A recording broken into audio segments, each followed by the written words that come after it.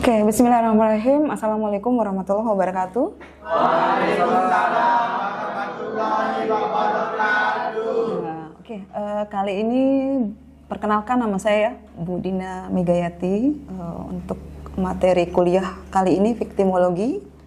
Saya bersama tim teaching saya ya, nanti Bu Farhana Kurnia Lestari yang akan mengajari kalian pada semester ini. Nah, viktimologi ini merupakan salah satu konsentrasi dari hukum pidana ya. Kalian kan sudah masuk perkuliahan semester 6 ya. Untuk konsentrasi hukum pidana salah satunya mata kuliahnya itu viktimologi. Nah, untuk kontrak kuliah kali ini sehat semua ya? Oke. Materi kuliah kali ini viktimologi. Mungkin pernah dengar atau pernah membaca? Ada? Pernah dengar? Viktimologi. Oke, untuk mata kuliah viktimologi ini sebanyak 2 SKS ya. Saya harap nilainya bagus ya. Nanti Bu Dina akan mengajari sampai ujian tengah semester. Jadi penilaiannya nanti dari kehadiran ya, bobot penilaiannya kehadiran, kemudian dari tugas ya, kemudian dari keaktifan. Keaktifan itu beda sama kehadiran ya. Keaktifan itu dalam hal bertanya, diskusi ya. Kalau kehadiran ya hadir ya, baik online ataupun offline. Nah, untuk materi ini sampai UTS ya, nanti setelah itu baru dilanjutkan sama tim teaching Bu Dina. Nah, untuk penilaian tadi ya bobotnya 100%. Kemudian untuk kehadiran juga untuk ujian UTS dan sampai ujian UAS itu 100%. Ya. Saya rasa itu ada pertanyaan untuk kontrak kuliah? Ya, kita tepatnya di semester 6 ya. Oke. Untuk materi viktimologi.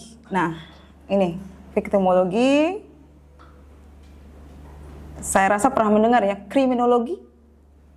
Pernah mendengar?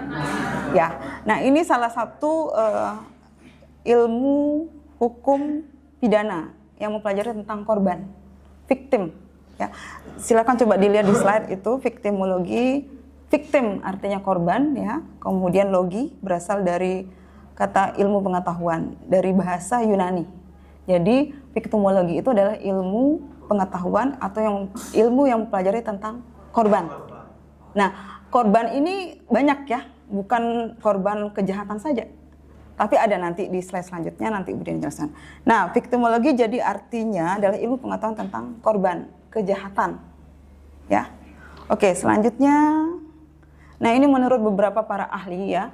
Pada intinya ada beberapa pendapat terkait dengan pengertian ilmu viktimologi. Jadi kalau kita fokuskan intinya mempelajari tentang korban. Bagaimana korban itu setelah mengalami tindak pidana. Bagaimana rehabilitasinya. Bagaimana pemulihan dan seterusnya, memakan waktu yang lama ya. Berbeda halnya dengan kriminologi.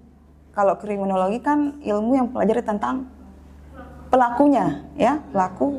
Nah, kalau di sini khusus di korban. Oke ya. Nanti silahkan kalian bisa membuka baik dari internet atau dari bahan lainnya ya, pengertian tentang viktimologi. Bu Dina cuma menjelaskan dari beberapa ahli ya. Nah, kemudian untuk lingkup kriminologi sendiri. Nah, ini berbicara mengenai korban kejahatan pada awalnya ya tentu korbannya perseorangan ya. Tapi makin hari ke sini karena hukum pidana itu sifatnya dinamis, progres. Jadi tidak hanya korban perseorangan saja. Tapi dia menyebar lagi. Tidak hanya korban perseorangan, sekarang ada lagi istilahnya korban di tingkat dinas atau lembaga. Kemudian ada korban tingkatnya lagi ke masyarakat. Korban perkembangannya semakin meningkat ya. Nah, korporasi mungkin pernah dengar juga ya. Institusi ya, lembaga itu sudah menyebar ya. Tidak hanya fokusnya pada korban perseorangan. Nah, kalau korporasi itu mungkin di hukum perdata pernah diajarin ya? Korporasi, ada yang tahu? Belum, ya. Nanti kita bahas sama-sama. Nah, kalau kita lihat di lingkup kriminologi, jadi fokusnya perseorangan atau individu. Nah, sekarang sudah masuk ke korporasi, institusi, pemerintah, bangsa dan negara. Nah, oke, viktimologi. Nah, tadi pertama dari bahasanya ya. Kemudian yang kedua lingkup. Nah, ini. Oke. Nah, viktimologi. Kemudian kalau sudah dari korban ya, ada korporasi, institusi, pemerintah, bangsa dan ataupun negara. Nah, ini lebih luasnya. Korban perseorangan. Tadi ada Bu Dina jelasin perseorangan itu yang seperti setiap orang ya sebagai individu mendapatkan penderitaan. Jelas ya menderita ya karena dari perbuatan pelaku. Nah, penderitaannya itu baik jiwa, fisik, material maupun non material ya. Kemudian kedua, korban institusi atau lembaga. Seperti yang sering kita saksikan di televisi atau media lainnya ya. Jadi ada mengalami semacam kerugian, misalnya di institusi baik swasta maupun pemerintah. Nah, nanti contoh-contohnya saya akan jelaskan ya di slide berikutnya. Kemudian ada korban lingkungan hidup. Nah, seperti kasus banjir ya, ada korban apa yang terakhir di berita kemarin itu ada dari pabrik ya, limbah industri ya, lingkungan, itu kan termasuk korban ya. Nah, itu artinya lari ke korban lingkungan hidup ya. Kemudian kita lanjut ke korban masyarakat. Jelas ya. Kalau masyarakat ini sudah tentu aspeknya selain ke fisik, mental ya, psikis juga ekonomi ya berpengaruh. Kemudian hak sosial, budaya dan sebagainya. Ini jadi luas. Jadi tidak hanya perseorangan tapi sudah masuk ke lingkup pemerintah, swasta dan sebagainya. Mudah bisa dipahami? Oke. Kasih. Nah, selanjutnya bagaimana kedudukan viktimologi? Tadi ada saya sebut kriminologi. Ya. Bagaimana kedudukannya sejajar, setara. Ya. Ini satu mempelajari pelaku, ini satu mempelajari tentang korban. Ini ilmu hukum yang baru. Ya. Jadi kedudukan sejajar. Kalau ada soal nanti UTS atau segala macam ya dijelaskan bagaimana hubungan antara viktimologi dengan hukum-hukum yang lainnya ya sejajar. Karena dia menangani tentang korban ya. Oke. Kemudian kita lanjut ke ini nanti kita skip aja.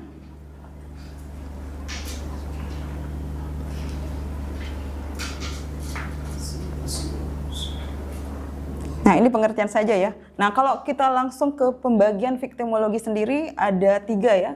Bisa dilihat di slide yang Bu Dina tampilkan. Viktimologi itu ada dalam arti yang sempit ya, khusus, kemudian viktimologi dalam arti yang luas dan kemudian viktimologi dalam arti yang baru ya. Itu dalam hal pembagian.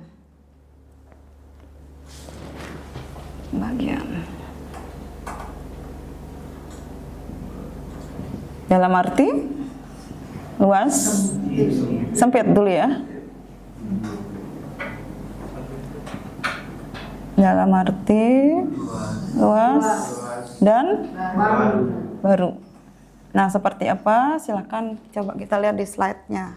Kalau dalam arti sempit, ilmu pengetahuan empiris nyata ya.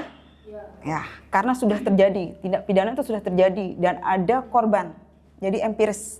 Ini berkaitan dengan korban dari kejahatan atau perbuatan yang dapat dihukum. Sudah jelas ya.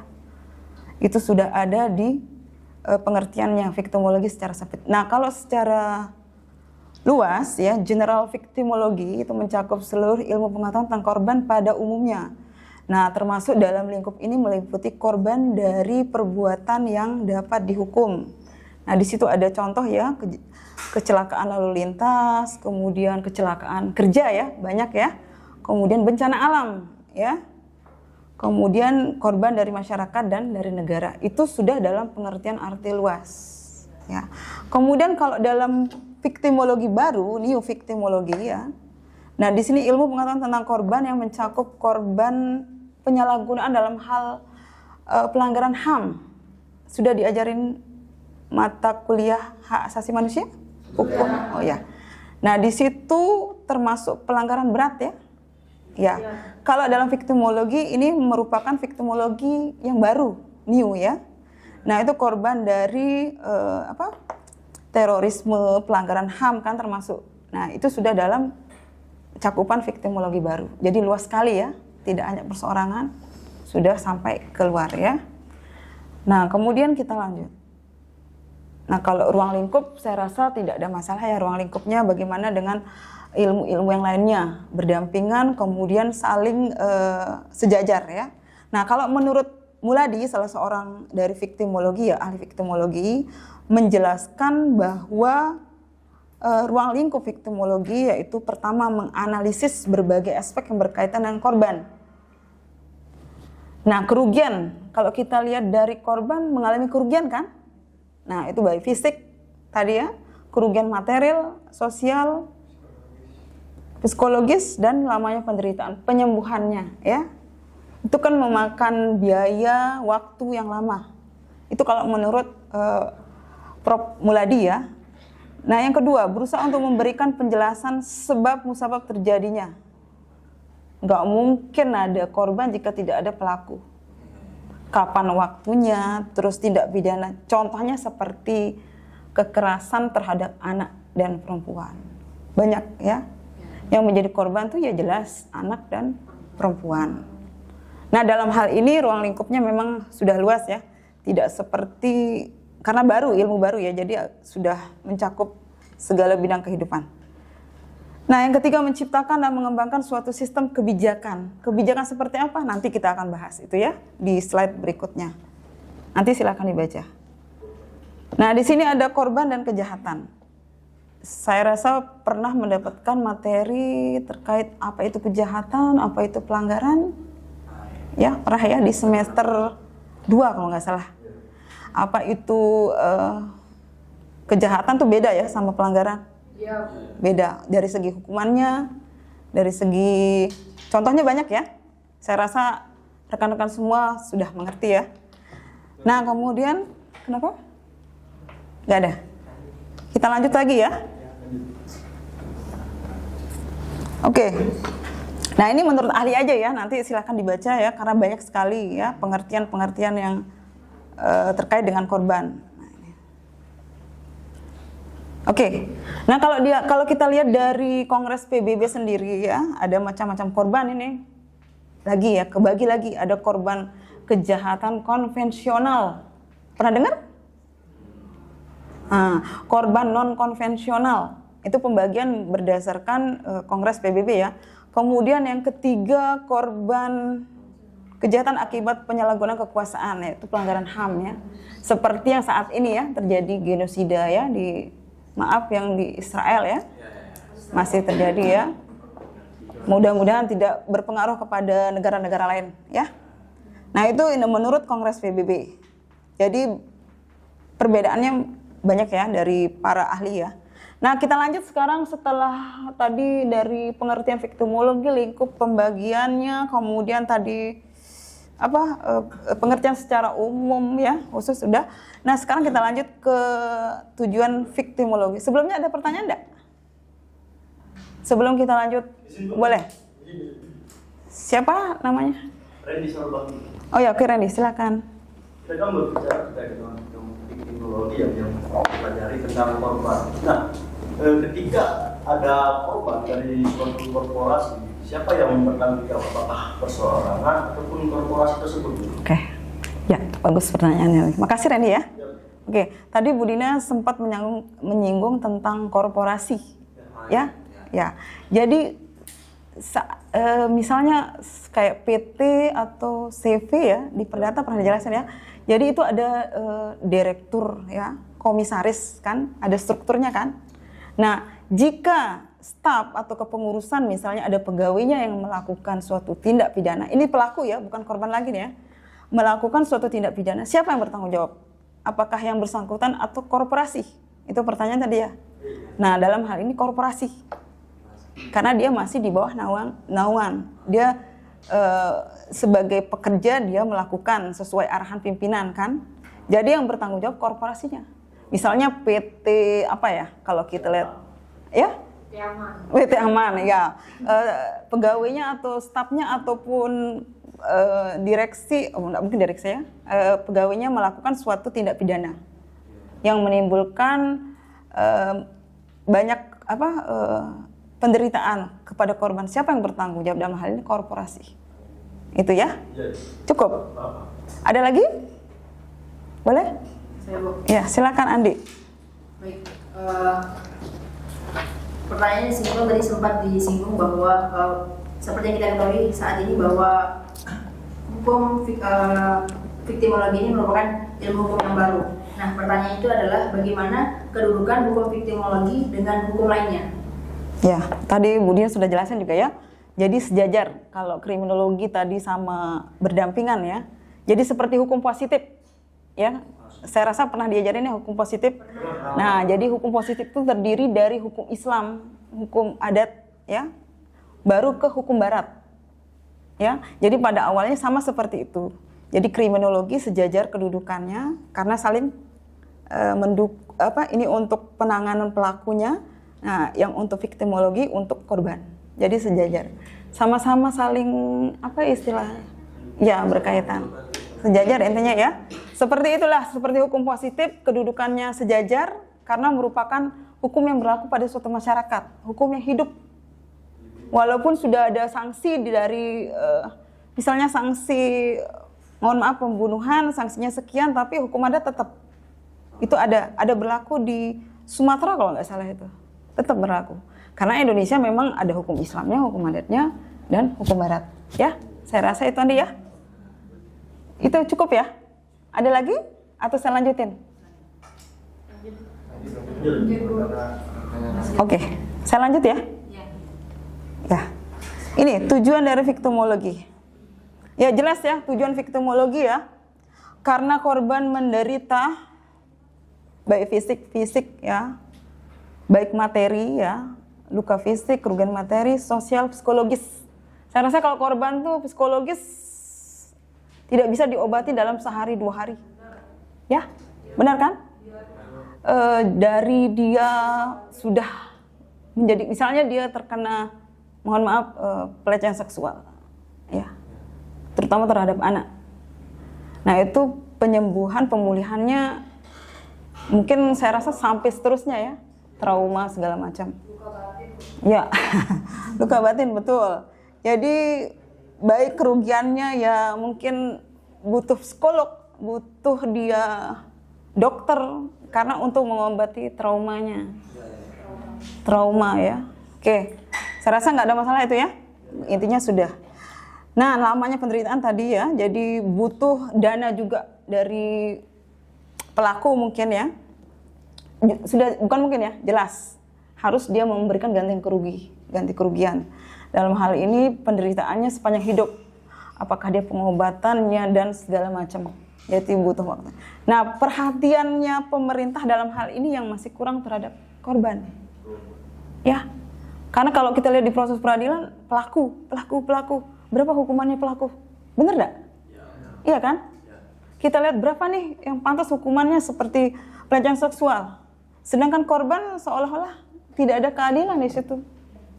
Padahal semestinya korban ini yang harus diutamakan. Iya kan? Nah, bagaimana kedudukannya tadi itu makanya saya singgung ya, kedudukan korban dalam sistem peradilan pidana. Ya selama ini kalau menurut Bu Dina sendiri belum adil. Ya. Karena pelaku sudah dihukum sekian tidak sesuai, banding lagi.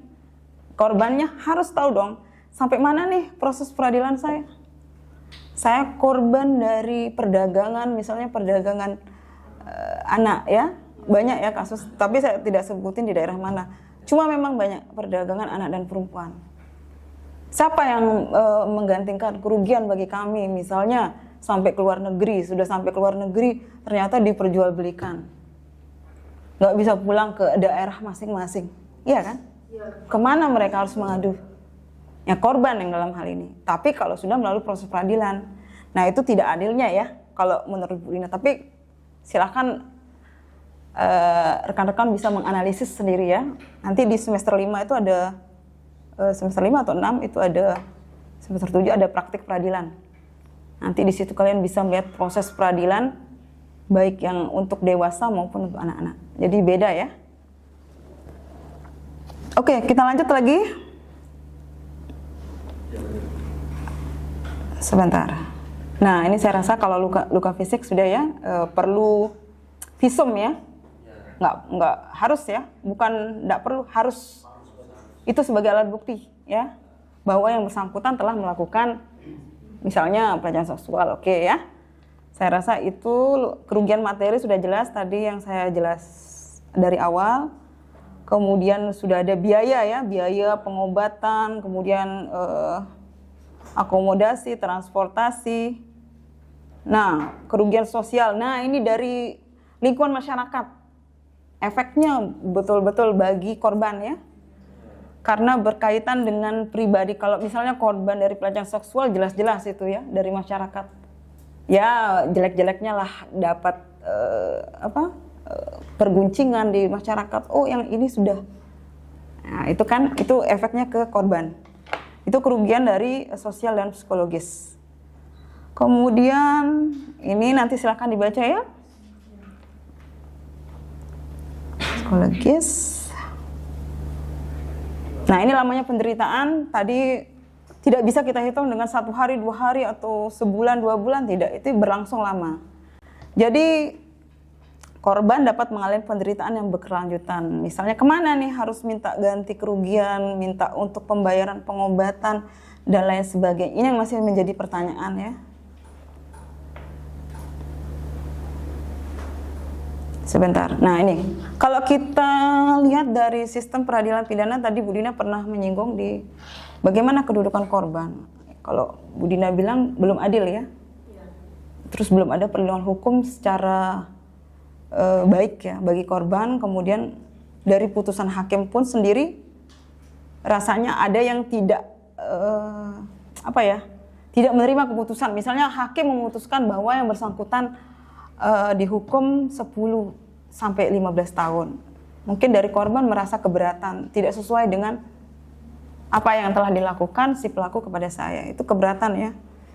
Nah, bisa sih melakukan banding, kasasi dan proses selanjutnya, tapi memakan waktu yang lama ya. Prosedur yang semakin lama. Nah, bagaimana kedudukan korban dalam sistem peradilan pidana itu SPPP ya, SPPP, sistem peradilan pidana. Nampaknya belum ditempatkan secara adil. Hal tersebut cenderung berimplikasi terhadap 2 yang fundamental ya, baik itu perlindungan maupun putusan hakim. Nah, ini dia ya. Nanti kalau ada pertanyaan, silahkan dijawab seperti ini ya. Oke. Nah, ada pertanyaan sebelumnya terkait dengan sistem peradilan pidana? Oke. Ana, ya silakan. Jadi tadi Bu menyinggung tentang perhatian terhadap korban tindak pidana. Iya. Apa saja pertanyaannya? Bagaimana kedudukan korban tindak pidana dalam sistem peradilan pidana? Seperti yang kita ketahui Ibu bahwa perilaku pelaku yang difokuskan atau yang diutamakan dan sebagainya dalam jenis proses peradilan tindak pidana itu bagaimana dengan pelaku, dengan korban Ibu? Ya.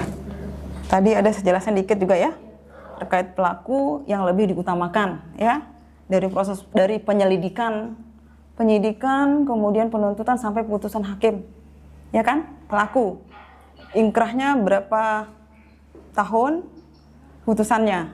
Kalau korban sendiri memang tidak adil ya, belum ada rasa keadilan, jadi merasa tidak betul-betul dalam hal ini mereka tidak difokuskan ke korban. Nah, kemana nih mereka ini akan mengadu? Itu yang menjadi pertanyaan sampai saat ini. Tidak adil kalau menurut Bu Dina ya, tapi nanti kalian sendiri bisa analisis ya.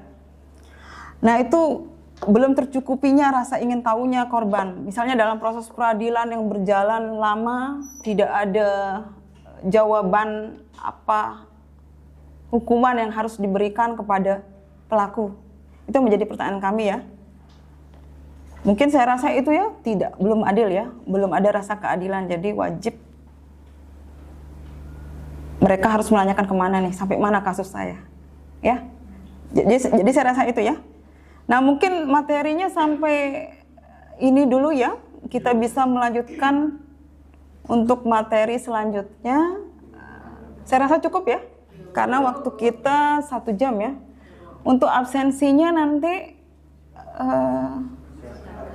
lewat akun si akad ya. Semua sudah punya ya masing-masing.